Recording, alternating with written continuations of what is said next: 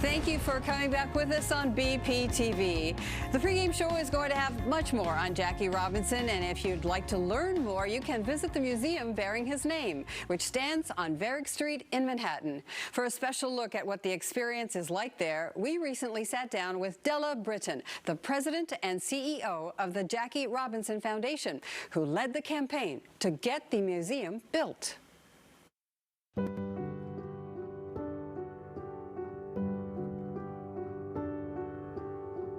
What I like most about the stories that are told about Jackie is the humanitarian aspects of those stories. When they talk about his play on the baseball field and how much of a rallying cry he was for his teammates, how much of a de facto leader he was.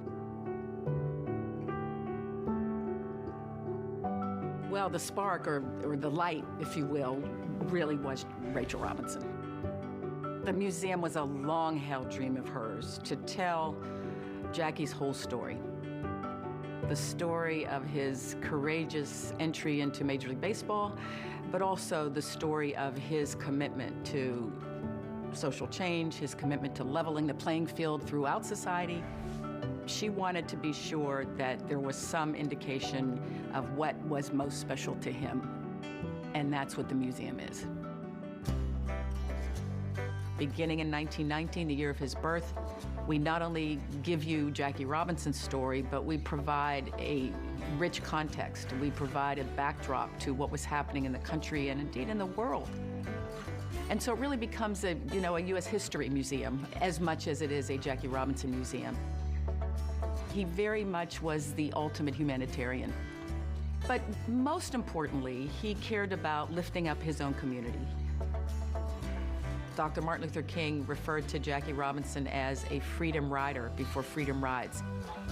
Dr. King talked about how what Jackie did made his work easier because he proved in a very sort of graphic way that we are all created equal, that there is no monopoly on talent, there is no monopoly on courage, there is no monopoly on humanitarianism.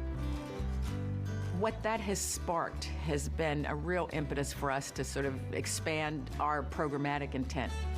Discussion around character, discussion around race relations. We want to be a safe space where the issue of race relations is discussed from a position of goodwill, from a strong sort of factual base of, what is the history of this country. We want to have those conversations.